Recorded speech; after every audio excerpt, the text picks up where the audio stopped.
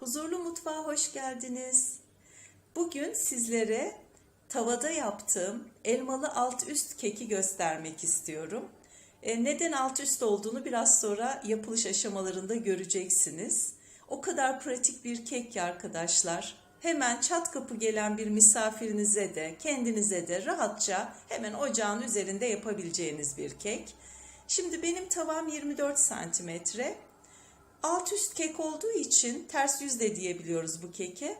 Altına yağlı kağıt koymakta fayda var. Çok rahat çevrilir ve ayrıca da çok düzgün olur. Şimdi daha önceki bir videomda da YouTube'da göstermiştim size. Yağlı kağıdın nasıl ayarlandığını tekrar göstermek istedim. Şimdi yağlı kağıdı serdik tavamızın altına. Artık yapılışa geçebiliriz. Elmaları yıkadıktan sonra gördüğünüz gibi kaşıkla içine alıyorum. Kenarlarını kesiyorum.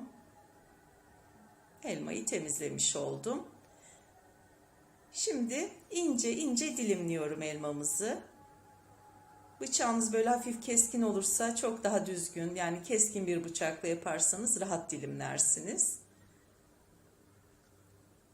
Bir tane elma fazla yetti alt katman için. Çünkü tavam çok büyük değil, 24 santim. Yarım yemek kaşığı bile değil, çok az bir şeker serpiyorum. Pişerken elmaların karamelize olması için bu şeker gerekiyor. Biliyorsunuz genel olarak şekersiz lezzetler yapıyorum size. Ama şekerle sorunu olmayanlar için de tarifler vereceğim arada. Çünkü birçok takipçim var. Hepinizin istedikleri, sevdikleri ayrı oluyor. Şimdi elmaları güzelce dizelim. Bu tariflerimde de mümkün oldukça az şeker kullanmaya dikkat ediyorum arkadaşlar. Yani rahatlıkla, gönül rahatlığıyla yapabilirsiniz. Çünkü evimde bizlerin de tükettiği, yediği tarifler bunlar. Elmaları dizdikten sonra şimdi ortasına da bir ayarlama yapayım, ortayı da doldurayım istedim.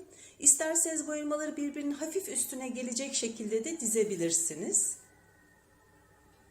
Yanlarını biraz kesip ortasına da elma dilimi koydum. Evet. Şimdi yine böyle bir yarım tatlı kaşığı, yani bir tatlı kaşığı kadar şekeri yine üzerine serpelim. Bu pişerken bu şekerle elma birlikteliği çok güzeldir biliyorsunuz. Sevenleriniz varsa tarçın da koyabilirsiniz.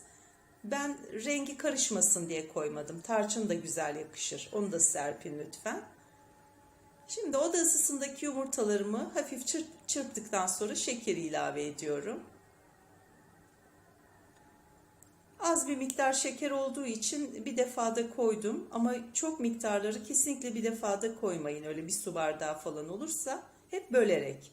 Yağımızı koyduk. Onu da hafif bir çırpıyorum. Yine oda ısısındaki sütümü ilave ediyorum. Böyle yavaşça çırparken. Çok yüksek devirde değil mikserim. Düşük devirde. Mikseri olmayan el çırpıcısıyla rahatlıkla yapabilir. Şimdi bir su bardağı ölçtüm ben unu. Hepsini birden koymuyoruz. Beni takip edenler biliyordur, her zaman söylerim. Unu birkaç defa da ilave edeceğiz arkadaşlar. Burada da tel çırpıcı kullanabilirsiniz. Niçin mikser kullanmıyorum? Mikserlediğimiz zaman bazen köpürmüş yumurtamız sönebiliyor. Kusuruma bakmayın. Bilgileri gerçekten ayrıntılı verebilmek adına biraz uzatıyorum bazı videolarımı. Kabartma tozunu da eledim. Az çok herkesin evinde bir süzgeç vardır. Küçük, büyük. Çok iyi olur unu elerseniz. Daha güzel kabarır. Böyle pamuk gibi, sünger gibi bir doku elde edersiniz. Siz toz vanilya da koyabilirsiniz. Ben bir paket koyabilirsiniz vanilya. Bende vanilya özütü vardı. Böyle bir çay kaşığının ucu kadar vanilya özütü koydum. Büyük marketlerde var. Alın isterseniz. Böyle azıcık kullanın. Çok farklı bir aroma veriyor. Şimdi bir bardak un koymuştuk. Şimdi 2 kaşık daha, 2 yemek kaşığı daha deniyorum. Çok katı olmaması için birdenbire unu ilave etmiyorum. Tavan büyük değil çünkü 24 santimetre. O yüzden dikkatli yapıyorum ki un çok gelmesin. Şöyle karıştırıyorum güzelce.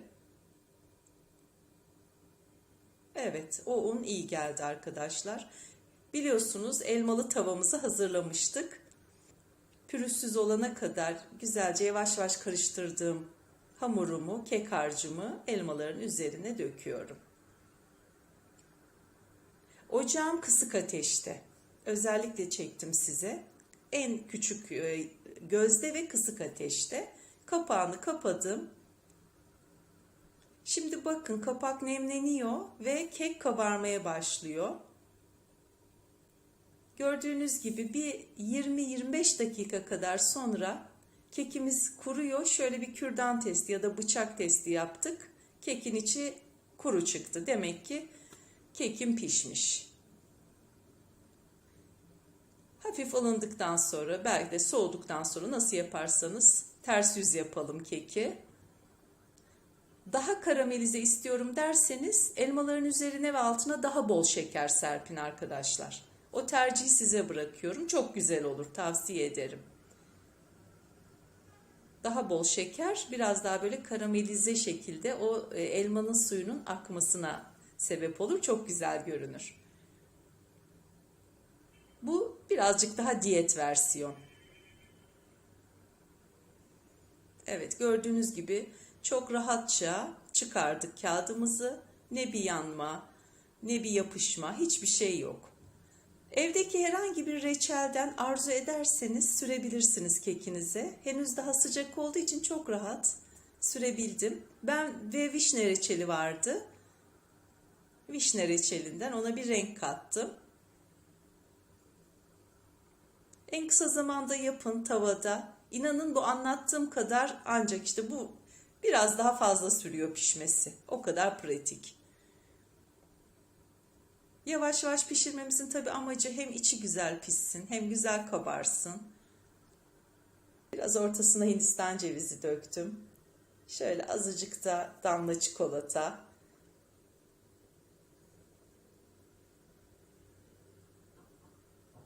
Pırıl pırıl, enfes bir kek oldu arkadaşlar. Ben kime yaptıysam senelerdir yaparım, televizyon programlarımda da yaptım. Herkesin ilgisini çekmiştir, tarif almışlardır, tavsiye ederim size de. Kanalıma abone olursanız diyet her şey, sağlıklı her şey ve lezzetli olan tüm tariflerimden haberdar olursunuz. Bakın içine sünger gibi nefis bir kek. Bir de bildirim zili vardır orada. Ona da tıklarsanız tüm bildirimleri anında almanızı isterim.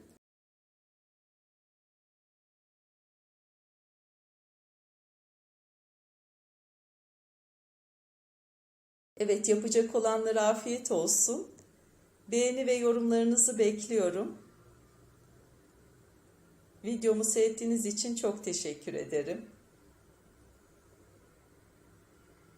Arzu edenler tam buğday unu ya da kepekli unla da bu keki rahatlıkla yapabilirler.